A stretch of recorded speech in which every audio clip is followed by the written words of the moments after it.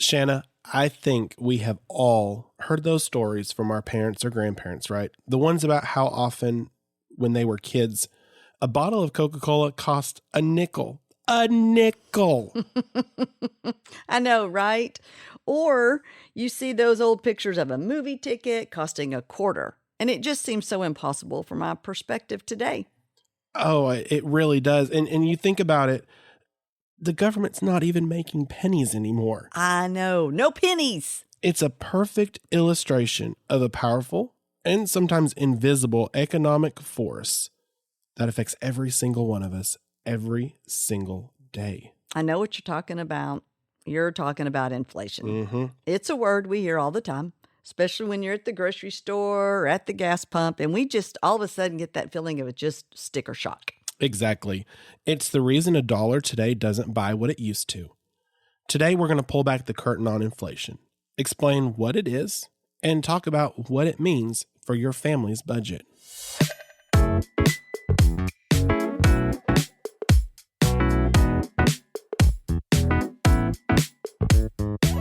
Welcome back to Making Sense of Your Sense. I'm Daniel Hill. And I'm Shanna Browning.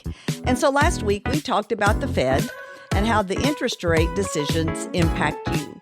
So today we're going to tackle the other major economic headline that dominates the news a lot, and that's the word inflation. And we're going to explain in simple terms what causes it, how it's measured, and most importantly, give you some practical tips for managing your budget when it feels like the cost of everything is going up. Everything. So let's start with the most really basic definition, Daniel. What's inflation? Well, at its core, inflation is the rate at which the general level of prices for goods and services is rising. And as a result, the purchasing power of currency is falling. In simpler terms, it's the reason that $100 buys you less at the grocery store this year than it did last year.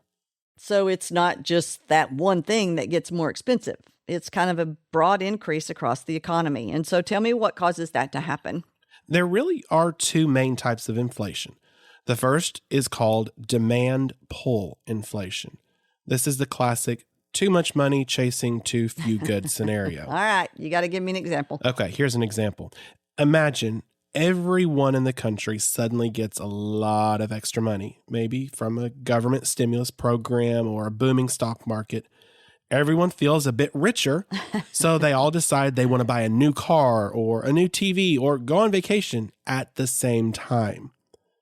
But the number of cars, TVs, and hotel rooms that are available hasn't changed. So you have surge in demand, but that supply is fixed. Exactly. And when demand outstrips supply, sellers can and do raise their prices. That's demand pull inflation. The second type is called cost push inflation. This happens when the cost to produce goods and services goes up. And what causes that to happen? Well, a common cause is a disruption in the supply chain. For example, if a bad harvest makes wheat more expensive, the cost to produce bread goes up. The bakery then has to pass that increased cost on to its customers by raising the price of a loaf of bread. Or if the global price of oil spikes, the cost of transporting all goods goes up, which eventually leads to higher prices on store shelves. So much happening in all of that scenario, right? And sometimes I'm guessing you have both types of inflation that can happen at the same time, which can really create a challenging environment for us consumers. That's exactly what we've seen in recent years. A combination of strong consumer demand and significant supply chain issues, which led to a rapid increase in the overall cost of living. Shanna, when we see a headline that says inflation rose by 3% last year, where does that number actually come from? Don't we see that a lot? Don't we see those headlines a lot? The number comes from what we call the Consumer Price Index, or the CPI. So the CPI is mostly used as a measure of inflation, and it's calculated by the U.S. Bureau of Labor Statistics. Ooh, a lot of words. A lot of words. How exactly do they calculate it? I mean, it seems like it would be impossible to track the price of everything. And you're right. It is, and it is, and it would be. So what they do is create a market basket of goods and services that represents what the average urban American household buys in a given month. Okay, so here's the $1 million question, Shanna. What's in the basket? Well, as you suspect and are probably thinking, it's a huge and very diverse list. So it includes everything from a price of a gallon of milk and a pound of ground beef to the cost of a gallon of gasoline, a used car, a doctor's visit, a haircut, and then also the cost of rent. So there are thousands and thousands of items in that basket grouped into major categories like food, housing, transportation, and healthcare. So then each month, they send people out to survey the prices of all these items over all the country. That's exactly right. And they collect tens of thousands of price points. Then they compile all of that data to calculate the total cost of that market basket for the month. So the inflation rate is simply the percentage change in the total cost of that basket compared to the same month in the previous year. Wow. Uh-huh.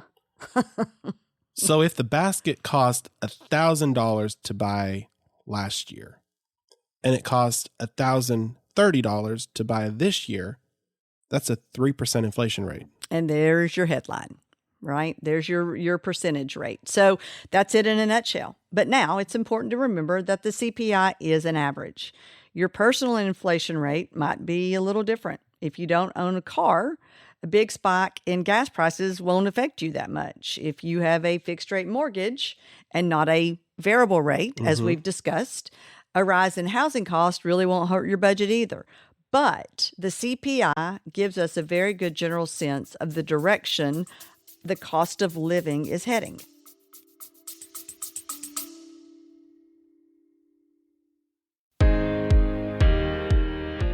Hey everyone, it's Daniel Hill from First Century Bank.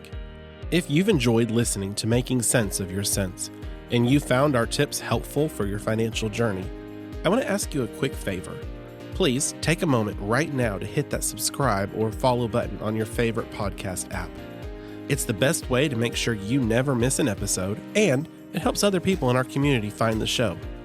We also really want to hear from you. Do you have a question we haven't answered yet, or just want to let us know what you think of the podcast? If you're listening on Spotify, you can leave us a comment directly on the episode page, or you can always send us an email at podcast@fcbtn.com. We're building this show for you, and your feedback helps us make it even better. Thanks so much for listening and for being part of this journey with us.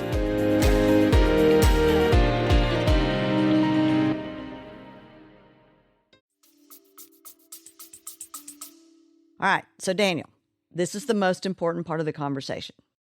We understand what inflation is, and now we understand how it's measured. But what can we actually do about it when it feels like it affects us every time we go to the store? Well, that really is the challenge, because your income might not be rising as fast as your expenses are. The first and most important step is to go back to your budget and get a clear picture of where your money is going. You need to identify which categories have been hit the hardest. So for most people, I would think that's going to be what we call the big three, right? Your groceries, your gas, and your utilities. Exactly. And once you've identified those areas, you can start to get strategic. For groceries, this is the time to lean into classic money-saving techniques. Plan your meals for the week before you go to the store to avoid impulse buys. Look at store brands instead of the name brands. The quality, honestly, is often identical.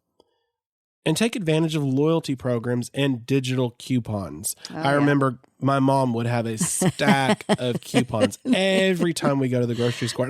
And I felt like she was always scanning more coupons than groceries. Yeah. But it worked. It does work. So use those loyalty programs. That's right. And for gas, it might mean consolidating your errands into one trip instead of making several. And then for your utilities, it's about being more mindful of your energy consumption, right? Turning off your lights, adjusting the thermostat by a degree or two. These small changes can really add up. The second major strategy is to review your wants, specifically your reoccurring subscriptions. Go through your bank statement. Make a list of every monthly subscription you're paying for: streaming services, gym memberships, subscription boxes.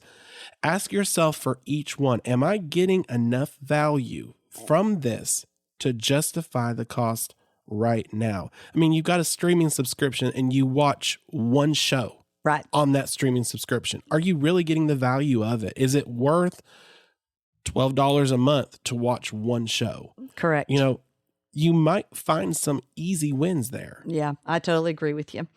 And it's also a really great time to negotiate, right? So most people don't realize that you can often call your cable company, your internet provider, cell phone provider, and just ask if you're on the best plan possible or if they have any new promotions available. They're not going to tell you. No, you got to ask. You got to ask. So a 10-minute phone call really could save you maybe $20 or $30 a month. And finally, on the other side of that equation, this is a powerful motivator to look for ways to increase your income. This could be a perfect time to have a conversation with your boss about a raise, especially if your job responsibilities have grown. Haven't we all? Yep. Or it could be a good time to consider picking up a side hustle to bring in some extra cash to offset the rising costs. Well, and I really think this is practical advice. And it goes back, I think, hitting these 3 points of ways to save money and look at things. It goes back to our conversation also about budgeting. Yes. Right? Yes. I mean, it's always about find your budget. You have to adjust your budget to what inflation does. Exactly. So I think if you're taking control where you can in an environment that really can sometimes feel out of your control. And that's what brings us to our actionable tip. Your action item for this week is to become an expert on your personal inflation rate. We want you to do a then and now comparison. So go back into your mobile app or your statements, and we want you to find a receipt or a statement that says from a month or two ago. If you don't have a paper one, look in the grocery store's app or your email. Your task is to pick 5 staple items that you buy regularly. Gallon of milk, a dozen eggs, a loaf of bread, your favorite coffee, a pound of chicken or beef. Then what you're going to do is you're going to write down what you paid for those 5 items back then. The next time you're at the grocery store this week, find those same 5 items and write down what they cost now. And it's a really simple exercise that does 2 really important things. First, it makes the concept of inflation real and personal because you're seeing it, and you're going to see how it affects your budget. Second, it makes you a more conscious shopper. The act of paying close attention to prices is the first step toward finding deals, using those coupons, and making more strategic purchasing decisions. Absolutely. And it will help you immensely. Yes, it will. Just to get a picture of what's going on. Well, Shannon, that's all the time that we have for today. Next week, we're going to talk about a topic that people really get a lot of peace of mind about, and that is FDIC insurance. And we're going to answer the question, is my money really safe at the bank? And that's a really important conversation we don't want you to miss. For Daniel Hill, I'm Shanna Brown. Thanks for listening. Go out and make some sense of your cents.